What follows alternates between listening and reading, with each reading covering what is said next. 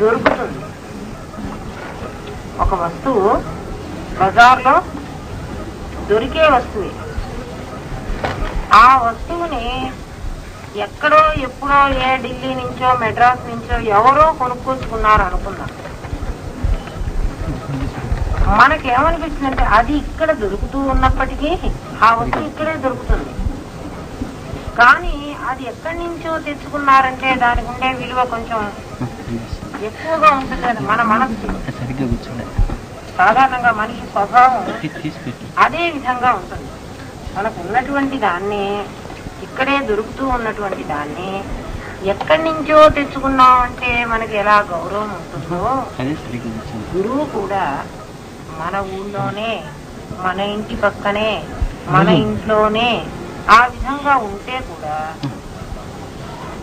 అక్కడెక్కడో కాషాయ బట్టలు కట్టుకుని, లేకపోతే ఒక ఆశ్రమాన్ని కట్టుకుని, లేకపోతే గడ్డాలు మీసాలు అన్ని పెంచుకుని వచ్చేటు అటువంటి గురువు ఇచ్చిన ఉపదేశం మీద ఉన్న విలువ మన ఇంటి దగ్గరే ఉన్నటువంటి వాడు ఎవడైనా ఇస్తే మనకి ఉండదు. మరి ఎందుకు ఇలా జరుగుతోంది అంటే, అతను గురువు అన్నటువంటి భావం మనలో కలగటల్లా. ఆయన గురువే అయినట్లయితే మాలో ఎందుకు కలగదండి? ఆ భావం కలిగి తీరాలి కదా. అయితే ఆయన గురువు కాకపోవచ్చు అని అంటారు. ఇది ఎందుకు ఇట్లా జరుగుతోంది? ఆయన గురువే అయితే మీకు అటువంటి భావం కలగాలి కదా. మరి మీకు కలగకుండా ఒక కాషాయం బట్టలు కట్టుకుని, ఎక్కడో స్వాముల వారిలాగా ఆశ్రమం కట్టుకుని ఆ వచ్చిన వాళ్ళు ఉపదేశం చేస్తేనేమో మనకి అది ఉపదేశంగా అనిపిస్తోంది. మన ఇంటి దగ్గర ఉండి, మన వీధిలో ఉండి, మన ఊర్లో ఉండి ఎవరైనా ఏమి డబ్బు తీసుకోకుండా ఊరికే ఉపదేశం చేస్తే ఏదో ఊరికే చెబుతూ ఉంటే ఒకసారి వినొద్దామని వెళ్ళాం అని అనుకుంటామే, కానీ దాని విలువ మనకి అర్థం కాదు. ఎవరు తన సాన్నిధ్య మాత్రం చేత, ఎవరు తన దృక్ప్రసారము చేత, దృక్ప్రసారం అంటే ఏమిటి? తన దృష్టి మాత్రం చేత ఒక్కసారి తను చూడగానే నీలో ఒక పరితాపం బయలుదేరుతుంది. మామూలు మనిషిని చూసిన దానికి, ఇలాంటి వాళ్ళని చూసిన దానికి ఏదో తేడా అనిపిస్తోందిరా నాకు. ఈ మనిషి గురుదేవుని చూసినప్పుడు నాకు అలాగే అనిపించేది.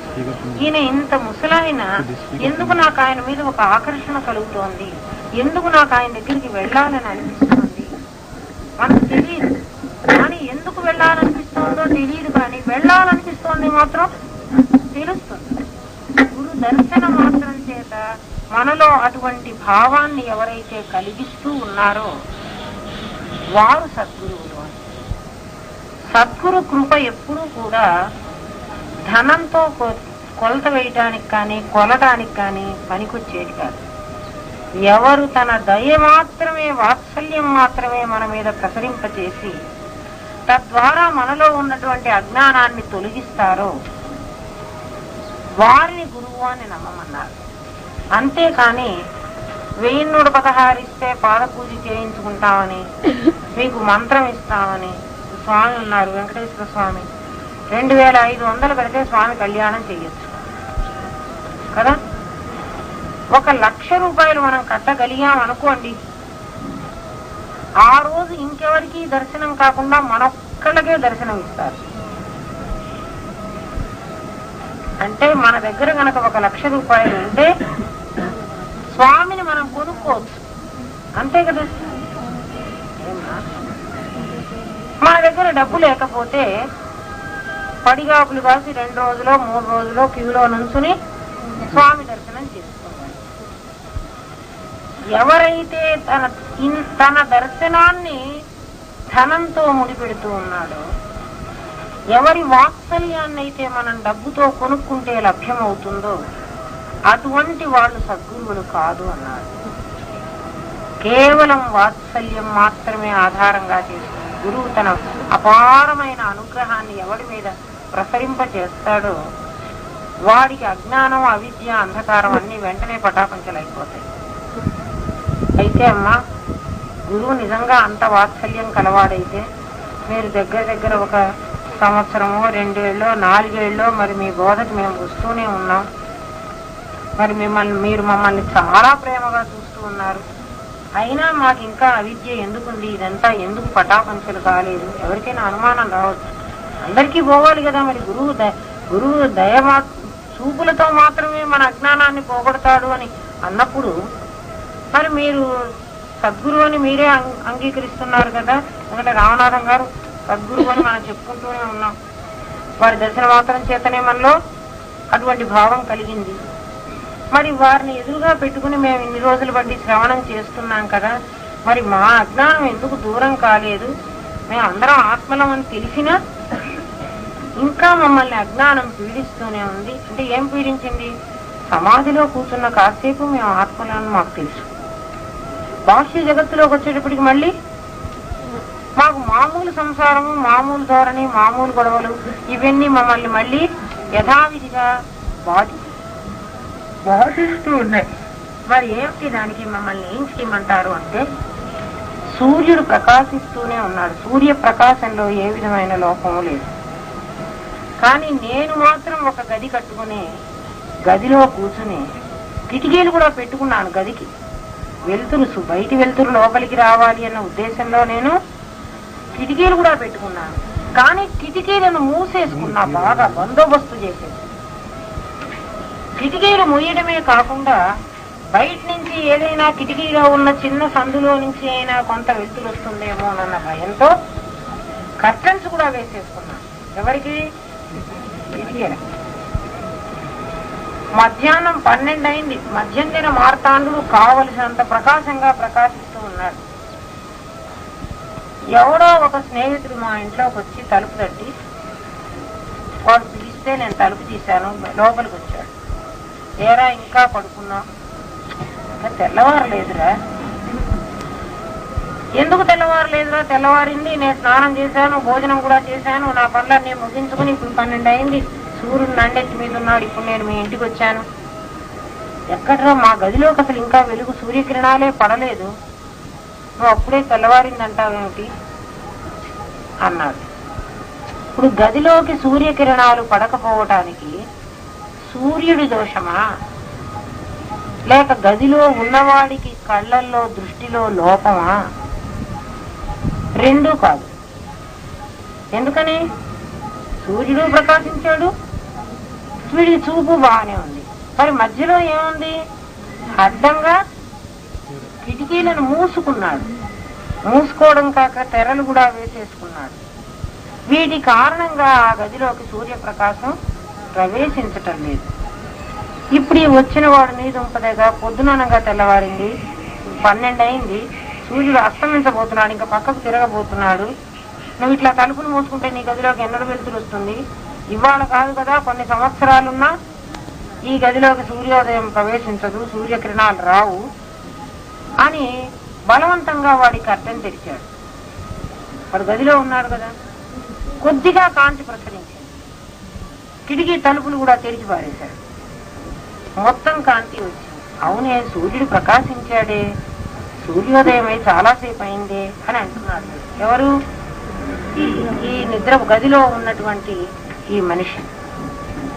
ఇప్పుడు గదిలో ఉన్నవాడికి సూర్యుడు ఆలస్యంగా ప్రకాశించాడా, లేక వీడు చూసినప్పుడు ప్రకాశించాడా? కాదు కదా, సూర్యుడు ఎప్పుడో ప్రకాశించాడు, ఎప్పుడూ ప్రకాశిస్తూనే ఉన్నాడు, వెలుగుతూనే ఉన్నాడు. వీడికి కూడా చూచేటువంటి దృష్టి ఎప్పుడూ ఉంది. వీడు కొత్తగా అద్దాలు ఏం పెట్టుకుని సూర్యుడిని చూడలేదు. సూర్య ప్రకాశానికి వీడికి మధ్య చూడబడేటువంటి ఆ అజ్ఞానం అనేటువంటి ఒక తెర అడ్డు ఉండబట్టి వీడికి సూర్యప్రకాశం కనిపించకుండా పోయింది. గదిలోకి వచ్చిన వాడు ఆ తెర తీసేశాడే కానీ సూర్య తేజస్సును లోపలికి రప్పించలేదు. తెర తీసేస్తే ఆటోమేటిక్ గా సూర్యకాంతి అదే వస్తుంది. నేను కళ్ళు మూసుకున్నా కూడా ఆ గదిలోకి వెలుతురు వచ్చిందని నాకు తెలుస్తుంది. చూడండి, కళ్ళు తెరవక్కర్లే, నేను కళ్ళు మూసుకున్నా కూడా గదిలోకి వెలుతురు వచ్చిందన్న విషయం నాకు తెలుస్తుంది. అదేవిధంగా అజ్ఞానం తొలగినంత మాత్రం చేత నీకు జ్ఞానం కలగాలి అనేది లేదు. నీకు అజ్ఞానం తొలగితే చాలు, నీలో ఉన్న జ్ఞానం నీలోనే ఉంది. ఆ సూర్యుడు అలాగే ప్రకాశిస్తూనే ఉన్నాడు. మధ్యలో నువ్వు వేసుకున్నటువంటి ఆటంకం వల్ల సూర్యకాంతి గోచరించలేదు. ఈ గదిలోకి వచ్చిన వాడు, ఈ కట్టెలు తీసిన వాడు, ఈ తలుపు తెరిచిన వాడు ఎవరంటే గురువు. గురువు తన కృప చేత, తన కరుణ చేత బయట ప్రకాశిస్తూ, అంతర ప్రకాశం కూడా ఉంది. ఎందుకంటే ఆ గదిలో ఉన్నవాడికి ప్రాణం లేదనుకోండి, వాడు కిటికీ తలుపులు తెరిచినా కూడా, సూర్యుడు ప్రకాశించినా కూడా వీడు చూడలేడు కదా. కాబట్టి ఏ ప్రకాశం అయితే బాహ్యంలో ఉందో అదే ప్రకాశం అంతరంలో కూడా ఉండబట్టి మధ్య ఉన్న ఆటంకాన్ని తొలగించగానే ఉన్నది ఉన్నట్లుగా కనిపిస్తోంది. కనిపించడం కోసం వేరే ప్రయత్నం చేయని అవసరం లేదు. అర్థమైందా? ఇప్పుడు జీవుడు ఈ గదిలో కూర్చున్నటువంటి వాడు, వీడు ఇప్పటిదాకా తెల్లవారలేదు అని అనుకుంటూ ఉన్నాడు. అంటే నేను ఆత్మని కాదు, ప్రకాశం ఆత్మ ప్రకాశం లేదు, ఎక్కడో ఆత్మ ఉంది అని అనుకుంటూ ఉన్నాడు. జీవో బ్రహ్మైవనాపర అనే సూక్తి చేత ఎప్పుడైతే కిటికీ తలుపులు తెరవబడ్డాయో వెంటనే ఆ ఆకాశంలో ప్రకాశించేటువంటి సూర్యుడు ఎప్పుడైతే గదిలోకి ప్రవేశించాడో అప్పుడు ఆ జీవుడే ఇందాక చీకటి ఉందన్నవాడే ఇప్పుడు వెలుతురు ఉంది నేను గ్రహిస్తున్నానన్నాడు. కొత్తవాడు వచ్చి ఈ మాట అంటలేదు. కాబట్టి అప్పటి జీవుడికి ఇప్పటి బ్రహ్మానికి ఏమిటి తేడా అంటే వీళ్ళిద్దరూ కూడా ఒక్కటే. మరి ఏమిటి జరిగింది ఇందా నుంచి మనకు? మరి జీవుడు బ్రహ్మమేనని మనందరికీ ఇందా నుంచి తెలియలేదు కదా. ఇప్పుడు కొత్తగా తెలుస్తోంది ఏమిటి అంటే అజ్ఞానం అనేటువంటి ఒక పొరని మనం అడ్డుగా వేసుకున్నాం. గురువు అయిన వాడు ఆ అడ్డును మాత్రమే తొలగిస్తూ ఉన్నాడు. కేవలం కృప ఆధారంగా ఎవరైతే ఈ అడ్డును తొలగిస్తారో, అడ్డు తొలగించడానికి కిటికీ కాబట్టి గబగబా ఆ కట్టెని చించి అవతల పారేసాం, కిటికీ తలుపులు తెరిచి అవతల పారేసాం. మరి ఇక్కడ అజ్ఞానపు తెర, అజ్ఞాన ఆవరణ విక్షేపాలు అనేటువంటి తెరలు ఉన్నాయి మనకి. ఈ తెర ఎవరు విప్పుతారు, ఎక్కడ విప్పుతారు, ఎక్కడ ఉందని విప్పుదాం. ఎక్కడుంది?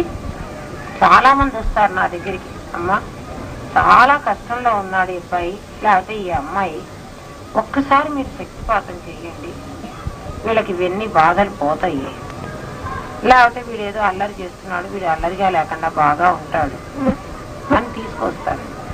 పాపం పిచ్చివాళ్ళు, వాళ్ళ మోహం అట్లా ఉందని అనుకుంటారు. ఎందుకంటే కిటికీ తలుపులు అయితే గబుక్కున తీయొచ్చు కానీ, కర్టెన్ అయితే అది రాకపోతే చించెన్నా వేయొచ్చు కానీ, ఇక్కడ ఈ పొర ఎక్కడుందని నేను తీయను. మరి గురువు ఎలా తీస్తున్నాడు? శ్రవణ మనన నిధి ధ్యాస. గురువు శ్రవణం చేయిస్తాడు. శ్రవణంలో ఏం చేయిస్తాడు, ఏం చెప్తాడు? నాయన ఈ 5 కోశాలు ప్రకృతి సంబంధమైనవి, నువ్వు ఒక్కడివి ఆత్మస్వరూపుడివి, ఈ ప్రకృతికి ఆ పరమాత్మతో ఏ విధమైన సంబంధం లేదు. మనం చచ్చిపోయేటప్పుడు ఈ దేహాన్ని, ప్రకృతి సంబంధమైనటువంటి దేహాన్ని ఇక్కడే వదిలిపెట్టి వెళ్ళిపోతూ ఉన్నాం. కాబట్టి ఈ ప్రకృతి సంబంధమైన దేహము నీవు కావు. 8 విధాలైన ప్రకృతితో చేయబడినటువంటి దేహం నీవు కావు అని శ్రవణం చేయించాడు, వినిపించాడు. ఏమిట్రా గురువు గారు ఇవాళ ఇలా చెప్పారు, నేను కాకుండా ఎట్లా పోతాను? మనం ఇంతమందిని ప్రేమిస్తున్నాం. తల్లి కూతుర్ని ప్రేమిస్తుంది, భార్య భర్తను ప్రేమిస్తుంది, ఏమా కొడుకు అమ్మను ప్రేమిస్తాడు, లేకపోతే స్నేహితుడు స్నేహితురాలను ప్రేమిస్తాడు, ఇరుగు పొరుగు వాళ్ళని ప్రేమిస్తాడు, గురువు శిష్యుడిని ప్రేమిస్తాడు, శిష్యుడు గురువుని ప్రేమిస్తాడు. మరి ఇంత ప్రేమిస్తూ ఉంటే ఆ పదార్థాన్ని ఎవరైనా నిలుపుకోగలుగుతున్నారా? మనం ప్రేమించినటువంటి పదార్థాన్ని ఎవరైనా నిలుపుకోగలుగుతున్నారా? ఇక్కడ ఉంచగలుగుతున్నారా? ఉంచటంలే. ఏమవుతోంది? ఊపిరి కాస్త పోగానే ఎంత ఇష్టమైన పదార్థమైనా దాన్ని తీసుకుపోయి శ్మశానంలో తగలబెడుతున్నామో కూర్చిపెడుతున్నామో, మొత్తానికి ఏదో ఒకటి చేస్తున్నాం. కాబట్టి ముందు నీకు శ్రవణంలో ఏం చేయిస్తున్నాడంటే గురువు, నాయన ఈ దేహం శాశ్వతం కాదు, ఈ దేహం పోయేదేను, ఇది పుట్టింది అంటే ఇది పోవడానికే పుట్టింది. శ్రవణం ఇది చెబుతున్నాడు ఆయన. అంతేకాని నేను ఒక మంత్రం ఇస్తాను, ఒక జపం చెయ్యి, నీకు 1,00,000 రూపాయలు డబ్బులు వస్తాయి, లేకపోతే నీకు లాటరీ వస్తుంది, నీకేదో పెద్ద పోస్ట్ వస్తుంది, ఆ పని చెప్పటం లేదు. శ్రవణంలో ఏం చెప్పాడు? ఈ దేహం నీవు కాదు, ఈ ఇంద్రియాలు నీవు కావు, ఈ మనోబుద్ధి అహంకార చిత్తాలు నీవు కావు. నీవైనట్టయితే ఇవి మరణించేటప్పుడు నీతో కూడా రావాలి. నువ్వెంత ఇష్టపడినటువంటి మనుష్యులైనా సరే, నీవిష్టపడ్డవాళ్ళు, నిన్నిష్టపడ్డవాళ్ళు, ఈ ఇద్దరూ కూడా ఈ భౌతికమైనటువంటి ఒక్క ప్రాణవాయువు పోగానే ఒక గాలి, అది కూడా ఎక్కడికి పోయింది, ఎక్కడికి పోలేమ్మా గాలి కూడా. నేను గాలి లోపలికి పీల్చుకున్నాను, మళ్ళీ బయటికి వదిలేశాను కదా. నేను వదిలిన గాలి ఇక్కడే ఉంది, నేను పీల్చవలసిన గాలి ఇక్కడే ఉంది. ఇక్కడ ఆక్సిజన్ నేను పీలుస్తున్నాను, లేక మీ ఇంటి నుంచి ఏమైనా ఆక్సిజన్ సిలిండర్ తెచ్చుకున్నారా? ఏం లేదు కదా. ఆక్సిజన్ ఎక్కడుంది? ప్రాణవాయువు ఎక్కడుందమ్మా? ఇక్కడంతా నిండింది. ఉండకపోతే మనం కూర్చొని అంటున్నావా లేదా? పీలుస్తున్నావా లేదా? మరి ఇక్కడే ఉన్న ప్రాణవాయువుని మనం కార్బన్ డైఆక్సైడ్ వదిలి మళ్ళీ ప్రాణవాయువుని తీసుకోవాలి కదా. చచ్చిపోయిన వాడు తీసుకోవడానికి ఇక్కడ ప్రాణవాయువు లేదా? పోనీ అక్కడ లేదేమోనండి, లేకపోతే వాడు ఎందుకు తీసుకోడు అంటే, ఆ చచ్చిన వాడి చుట్టూ ఉన్న మనమందరం అక్కడ ప్రాణవాయువుని పిలుస్తున్నాం కదా. ఆలోచించండి, ఉందా లేదా? మరి ప్రాణవాయువు ఇక్కడే ఉంది, పీల్చేటువంటి ముక్కు ఇక్కడే ఉంది. ఇందాకటి దాకా పీల్చడం వాడికి అలవాటే, వాడు పీల్చాడు. సడన్ గా వాడు ఇప్పుడు పీల్చడం మానేశాడు. అర్థమవుతోందా? మరి ఏమైపోయినాడు? పీల్చుకునే శక్తిని వాడి శరీరం పోగొట్టుకుంది. ఎప్పుడైతే శరీరం అక్కడున్న ప్రాణవాయువుని తీసుకునే శక్తిని పోగొట్టుకుందో అది మరణించింది అంటున్నాడు పరమాత్మ గీతలో. వాసాంసి జీర్ణాని యథా విహాయ అని చెప్పాడు. నాయన, చినిగిపోతే ఈ చీరని, చీచి ఇది చిరిగింది, ఇది ఇంకా నాకు కట్టుకోవడానికి పనికిరాదు అని విప్పి అవతల పారేసి కొత్త వస్త్రాన్ని తెచ్చి నేను ఏ విధంగా కట్టుకుంటానో, అలాగే రోగంతో బాధలతో చివికిపోయినటువంటి ఈ దేహాన్ని వదిలేసి కొత్త దేహాన్ని జీవుడు మళ్ళీ మళ్ళీ మళ్ళీ మళ్ళీ తెచ్చుకుంటూ ఉన్నాడు. అయితే లోపల ఉన్న జీవుడు మాత్రం సావటం లేదు. వాడు అనేక సార్లు అనేక దేహాలను తెచ్చుకుంటూ వాటిని అనుభవిస్తూ తిరిగి మళ్ళీ వాటిని వదిలేస్తూ అది బాగలేదనుకుని కొత్తదాన్ని తెచ్చుకుంటూ ఈ పని చేస్తున్నాడు అని శ్రవణం చేయించాలి. ఎవరు? గురువు అయిన వాడు. ఏ గురువు అయినా ఈ శ్రవణం కాకుండా ఇంకేదైనా చెప్తే వాళ్ళకొక్క నమస్కారం పెట్టి, స్వామి మేము దీనికోసం రాలేదు, మీకు ఇదివరకు డబ్బులు ఇచ్చుంటే ఇచ్చానేమో, చెడు స్నేహాన్ని మా గురుదేవులు ఒక 1000 రూపాయలు ఇచ్చి వదలుచుకోమన్నారు, కాబట్టి మీకు 1000 ఇచ్చి నేను పాదపూజ చేసినా నాకు నష్టం లేదు, నాకు సద్గురువు దొరికేటట్టుగా మీరు నన్ను అనుగ్రహించండి అని వారికి నమస్కారం పెట్టి బయటికి వచ్చేద్దాం. అర్థమైందా? శ్రవణం అంటే ఇదే శ్రవణం చేయించాలి. ఏ రకంగానన్నా చెప్పని గురువు ఏది శ్రవణం చేయించాలి? పంచకోశాలను విచారణ చేసి. ఎందుకంటే శాస్త్రం ఏం చెబుతోందంటే, 25 తత్వములను బోధించిన వాడే సద్గురుడు. 25 తత్వాలు, 25 తత్వాలు ఉన్నాయి. ఏమ్మా, ఆ 25 తత్వాలను ఎవరైతే బోధ చేస్తాడో వాడు గురువు అన్నాడు. అంతేకాని పాద పూజలు చేయించుకునేవాడు గురువని గాని, ఆశ్రమం కట్టుకున్నవాడు గురువని కాని, సన్యాసం పుచ్చుకున్నవాడు గురువని కాని శాస్త్రం చెప్పడం లేదు. శాస్త్రం ఏం చెబుతోంది? 25 తత్వాలని, 24 తత్వాలు, 25వ వాడు జీవుడు, 26 ఈశ్వరుడు, 27 పరమాత్మ. ఈ సంగతిని, అలాగే 3 శరీరాలు ఉన్నాయి మనకి, ఒకటి స్థూల శరీరం, ఇంకోటి సూక్ష్మ శరీరం, ఇంకోటి కారణ శరీరం. ఈ సూక్ష్మ కారణాలు 2 మారటం లేదు, స్థూలం మాత్రం మారిపోతోంది అని శ్రవణం చేయిస్తాడు గురువు అయిన వాడు. ఆ శ్రవణం చేసినటువంటి దాన్ని మననం చేసుకో. ఆయన చెప్పగానే ఎంత పెద్ద గురువు అయినా నువ్వు నోరు మూసుకుని వినాలి అని ఆయన డిక్టేటర్ కాదు, శాసించటం లేదు.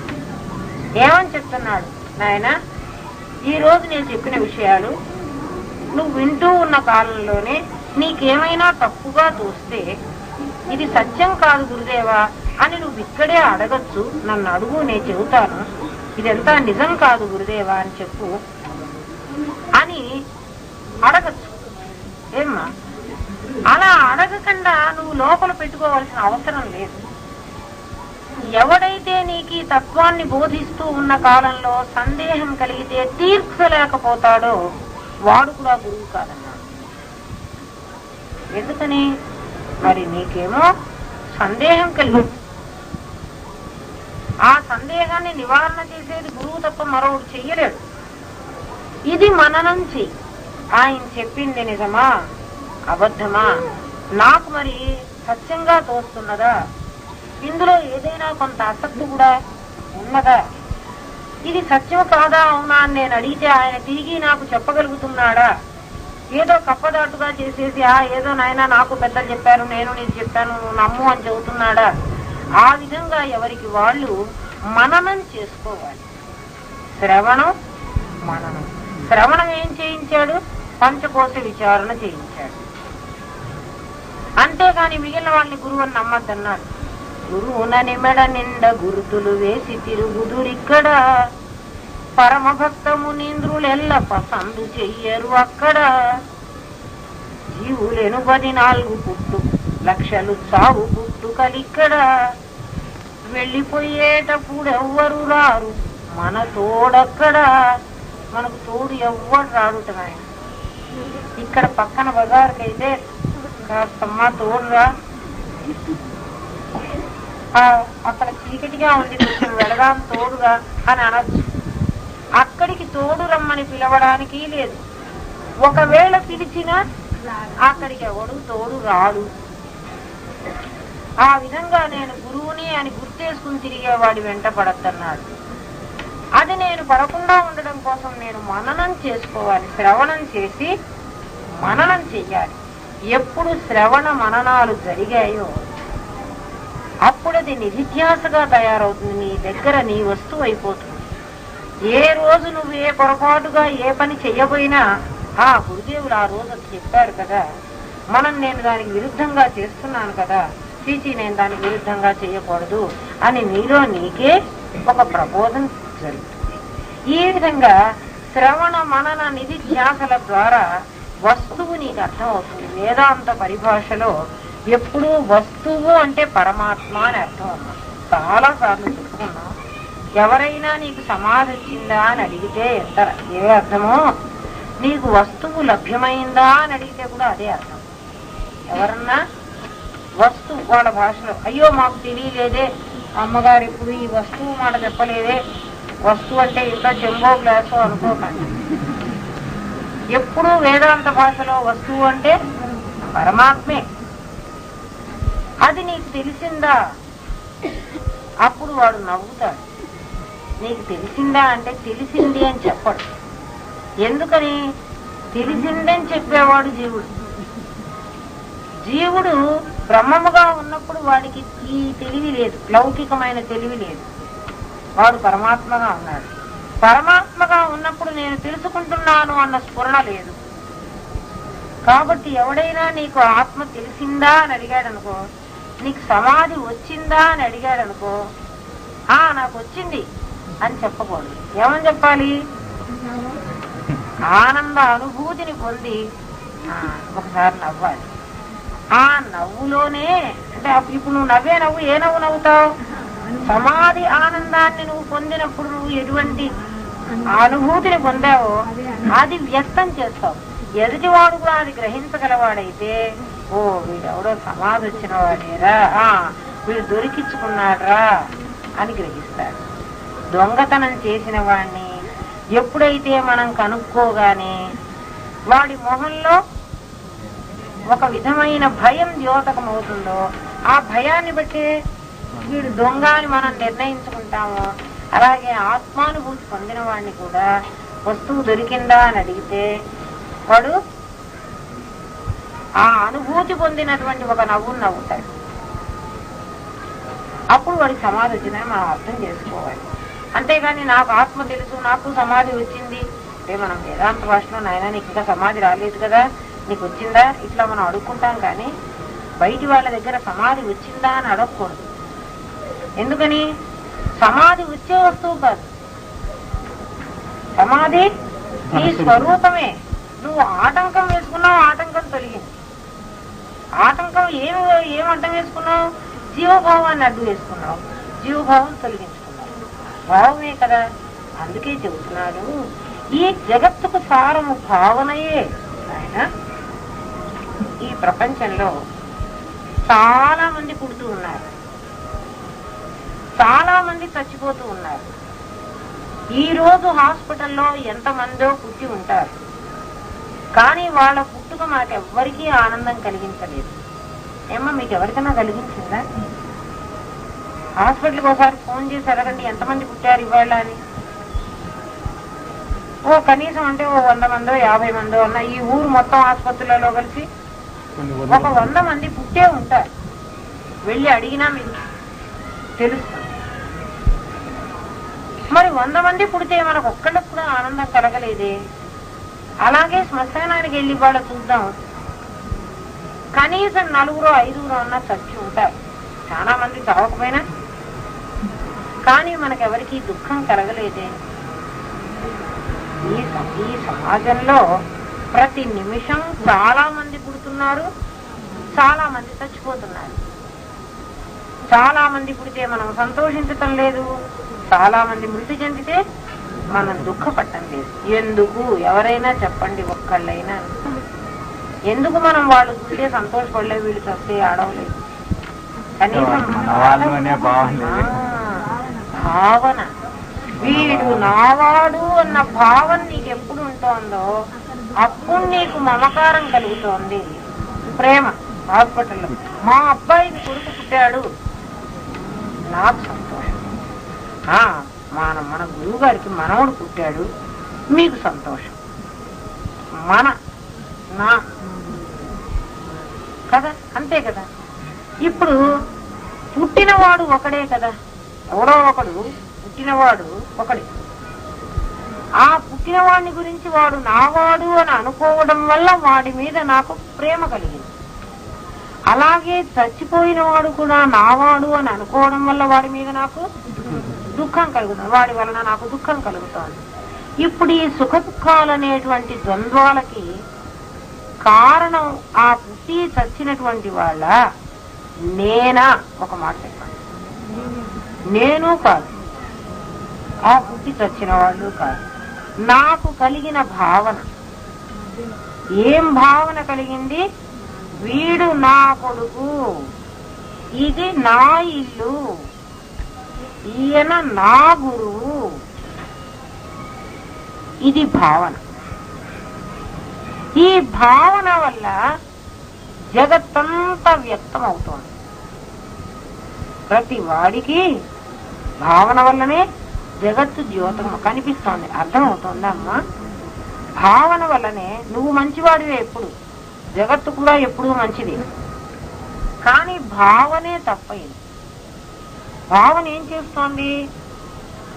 వీడు నీవాడని, వీడు పరాయి వాడని, ఇది నీ ఇల్లని, అది వాడిల్లని, ఈ విధంగా అను నిత్యం నీ దేహానికి సంబంధించిన వాళ్ళందరినీ నీ వాళ్ళు అంటారు, నీ దేహానికి సంబంధించని వాళ్ళందరినీ పరులు అంటుంది. అసలు నీకన్నా పరుడుగా ఉన్నటువంటి దేహాన్ని నీదంటుంది.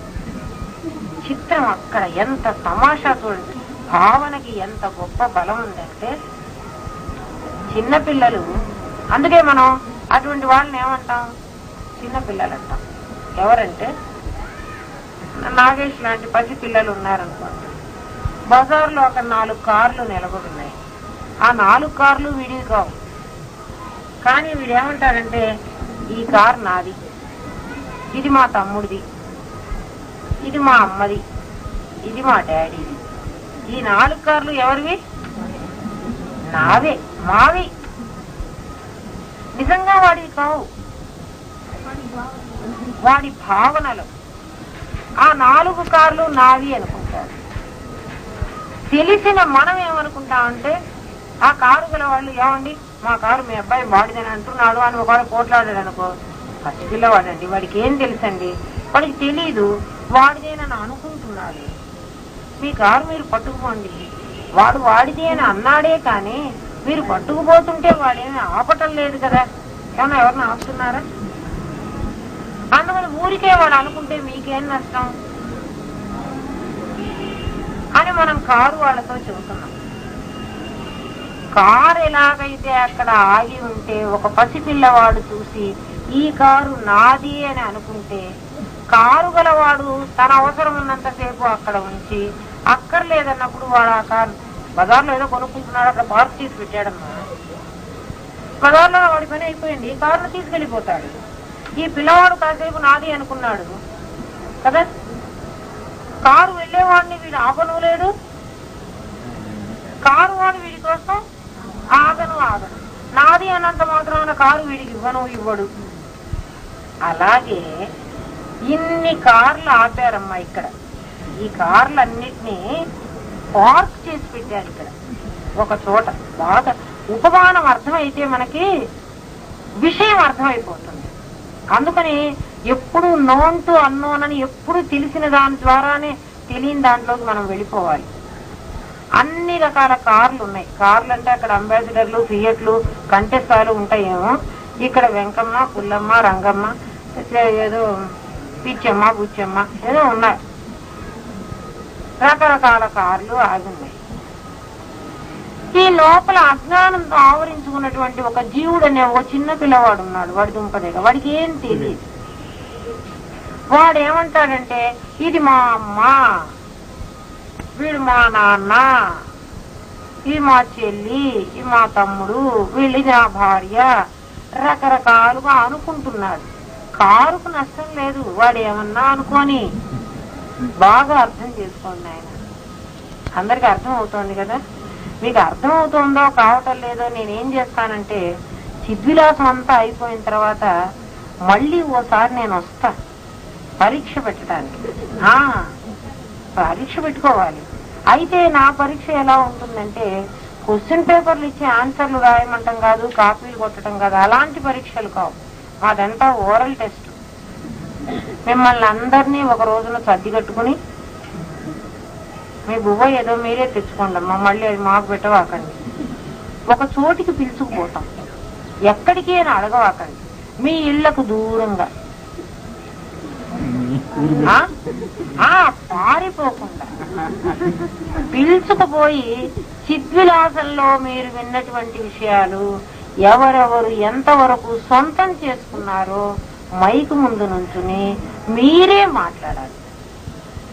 మిగిలిన వాళ్ళందరూ మమ్మల్ని అంటారండి అంటే, మీకన్నా భిన్నంగా ఇంకోటి ఉంటే కదా అంటానికి. ఉన్నది నేనే అయితే నేను ఒక్కదాన్నే కదా ఉంది. నేనే ఇంట్లో బాత్రూమ్ లో కూర్చుని పాట పాడుకుంటూ మీరు ఎవరి గురించి భయపడుతున్నారు? ఇంకోడు ఉన్నాడనే భావన లేకుండా మీకు ఎంత అర్థమైందో, ఏ ఉపమానం ద్వారా మీరు ఎంత తెలుసుకున్నారో నాకు చెప్పారనుకోండి. అయితే మాకు మార్కులు ఇస్తారా, ప్రైజ్ ఇస్తారా అంటే, నేను మార్కులు వేయను, ప్రైజు ఇవ్వను, స్టేట్ ర్యాంక్ అన్ను, టీవీలో అనౌన్స్ చెయ్యను. మరి ఏం చేస్తారండి? ఎందుకు మాకు అనవసరంగా పరీక్ష పెట్టి చంపుతున్నారు? పసిపిల్లలు మాట్లాడుతూ ఉంటే తల్లికి చాలా ముద్దుగా ఉంటుంది. మళ్ళీ మళ్ళీ మళ్ళీ మళ్ళీ మాట్లాడించుకుని ఆ ముద్దు మాటలు విని, మా పిల్లవాడు ఎంత బాగా మాట్లాడుతున్నాడు అని ఆనందపడుతుంది. అంటే మా పిల్లవాడికి అర్థమైంది, తనకు అర్థమైన భాషలో వాడు చెప్పగలుగుతున్నాడు అని ఆనందపడతాడు తండ్రి గాని తల్లి కాని. అంతేగాని ఈ పరీక్షలో ఏదో ఫెయిల్ అయినాడని మన ఏదో వెళ్ళగొడతారని గాని. అయితే మరి దూరంగా పిలుచుకుపోతాం అంటున్నారే, మరి ఎందుకు అంటే ఇంటి ధ్యాస లేకుండా పిలుచుకోవడం కోసం. మళ్ళీ ఇంటి మీదకి మనస్సు పరిగెత్తిందని కూడా అనుకోలేదు, అది ఇక్కడ ఉండి చావు. ఇదివరకు చాలా సార్లు నేను ఈ ప్రయత్నం చేస్తే మన వాళ్ళు పండించేవాళ్ళు కాదు నాకు. అందుకని మీకు ఎవరికి ఎంత తెలుసో ఏం తెలియదో నాకేమీ తెలియదు. నమస్కారం పెట్టడం, గురుదేవా మీ గురుదక్షిణ చెల్లిస్తున్నానంటాం మీకు చెప్పేయటం. మరి మనం అపాత్రుడికి దానం చేస్తున్నాం. సావిత్రమ్మ బయటికి పోవాలటమ్మా. ఎందుకు? ఏ సావిత్రమ్మ? పెరుమాళ సావిత్రమ్మ. చూస్తూ ఉండండి అక్కడ ఏం జరుగుతుంది అనేది చూస్తూ అదే అబ్జర్వ్ చేయండి. ఇవాళ గురుదేవుడు మిమ్మల్ని ఆపాఠాన్ని పంపిస్తున్నారు.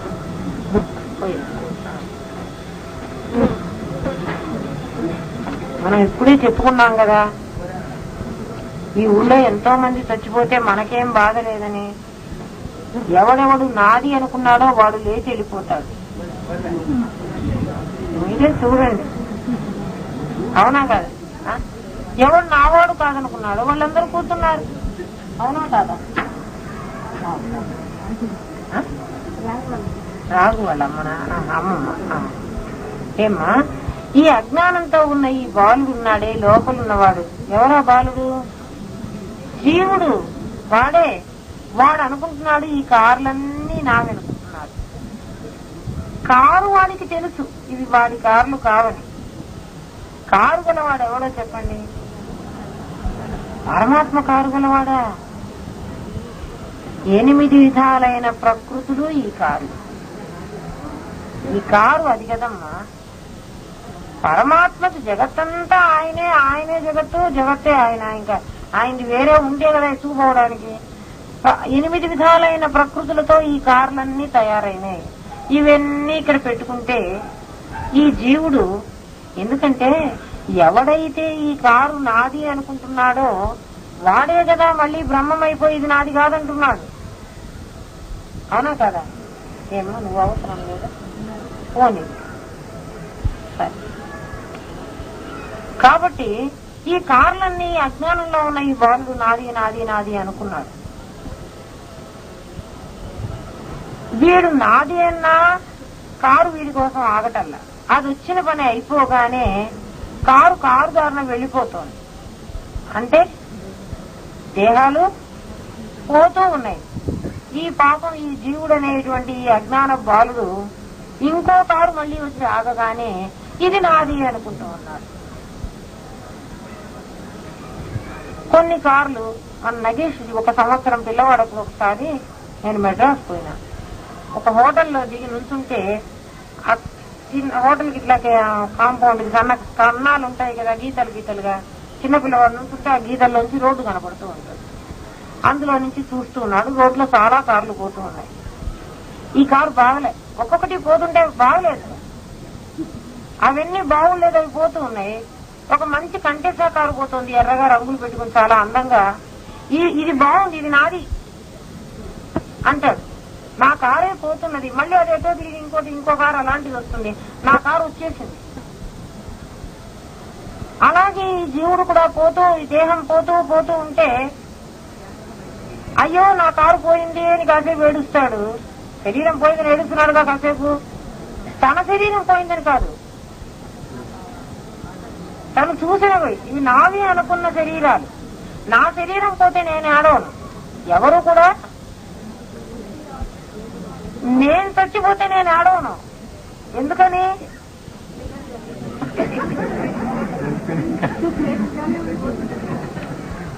నాది చచ్చిపోతే ఏడుస్తా కదా. కాబట్టి ఎందుకు ఏడుస్తున్నాను అంటే అది నాది అని నేను భావన చేశాను. కాబట్టి జగత్తంతా ఏంటంటే కేవలం భావన వల్ల నిలబడుతోంది. అందుకని దీన్ని భావనా జగత్తు అన్నారు. ఆ భావన ఎంత బలంగా చేశామంటే చిన్నపిల్లవాడు కారు నాది అని కాసేపు అనుకుని ఆ పార్క్ చేసిన కారు వెళ్ళిపోతే అయ్యో వెళ్ళిపోయిందని కాసేపు ఏడుస్తాడు.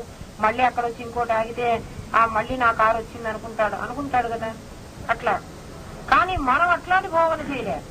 చాలా గట్టి భావన చేస్తాం. వీడు నా కొడుకే, నీ కొడుకు అయితే నేను మొదలుపెట్టేసి వెళ్తున్నాడు. ఇది నా శరీరమే, అదేనండి. మరి నేను వదిలిపెట్టి ఎందుకు పోతోంది? పోకూడదు కదా. ఈ విధంగా నువ్వు నిరంతరం మననం చేసుకో. అలా మననం చేయటం వల్ల నీకేం తెలుస్తుందంటే ఈ జగత్తుకు సారము బేస్. ఈ జగత్తు దేని మీద ఆధారపడి బతుకుతోంది అంటే కేవలం భావన మీద ఆధారపడి బతుకుతోంది. ఇప్పుడు మనం పోగొట్టుకోవాల్సింది ఏమిటి అంటే భావన పోగొట్టుకోవాలి. భావనకు మూలం ఏది? భావం ఎక్కడ పుడుతోంది? నాకు ఈ వస్తువు నాది అన్న భావం ఎక్కడ పుట్టింది? ఎక్కడ పుట్టింది చెప్పండి? మనస్సులో పుట్టింది కదా. పుట్టగానే హాస్పిటల్లో మీకు పుట్టిన బిడ్డ చచ్చిపోయాడు అని ఏ నర్సో చెప్పింది అనుకోండి, అవునా అమ్మ చచ్చిపోయినాడా? చచ్చిపోయినాడు అన్న భావం మనస్సులో వేసుకుని దుఃఖపడుతున్నావు. 2 రోజులు అయిపోయింది, వచ్చేసావు. కానీ ఆ పిల్లవాడు బతికే ఉన్నాడు. ఆవిడ ఊరికే నీకు అబద్ధాలు చెప్పింది. తర్వాత 4 రోజుల తర్వాత లేదమ్మా మీ అబ్బాయి బతికే ఉన్నాడు, ఇదిగో పిల్లవాడు అని తెచ్చిచ్చినా కూడా మీరు నన్ను మోసం చేసుకున్నారు, కానీ మా అబ్బాయి ఎప్పుడో చనిపోయినాడు.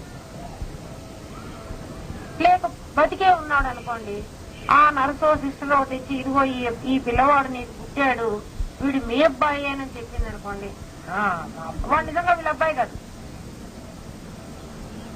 ఎవరో వీళ్ళ అబ్బాయి చచ్చిపోతే ఈవిడికి ఏదో తప్పు చేస్తుంది, ఈవిడికి వస్తుంది అని భయపడి ఇంకో తల్లి ఎవరో చచ్చిపోతే ఆ నర్సుకి ఏదో మంచి బుద్ధి కలిగి అయ్యో అక్కడ తల్లి తెచ్చింది, ఆ పిల్లవాడు వస్తాడు అన్యాయంగా, ఇక్కడ పిల్లవాడు వచ్చాడు, ఈ తల్లికి వస్తుంది అన్యాయంగా, ఇప్పుడు నాకు పెద్ద తప్పు చేసేది ఏముంది, వీళ్ళిద్దరిని కలుపుదామని ఆవిడ తెచ్చి ఆ పిల్లవాడిని వీళ్ళ దగ్గర ఇచ్చింది అనుకోండి. జరుగుతూ ఉంటాయి కదా సినిమాలలో. నిజంగా జరుగుతుందో జరుగుతుందో నాకు తెలియదు, కానీ సినిమాలలో జరుగుతూ ఉంటుంది కదా. అట్లా ఇచ్చిందనుకోండి, ఇప్పుడు ఈవిడ ఈ పిల్లవాడిని నా పిల్లవాడేనని ప్రేమిస్తుంది. నిజంగా ఆమె పిల్లవాడు కాదు. మరి ఎందుకు నా పిల్లవాడిని ప్రేమిస్తోంది? అది భావన, అది మనస్సులో పుట్టింది. ఆ పుట్టినటువంటి మనస్సులో పుట్టిన భావాన్ని ఆధారంగా చేసుకుని వాడి మీద ప్రేమను పెంచుకుంటోంది. అలాగే తన వాడు కాదు అని తెలిసినటువంటి వాడి మీద ప్రేమను రోజు రోజుకి ద్వేషాన్ని పెంచుకుంటోంది.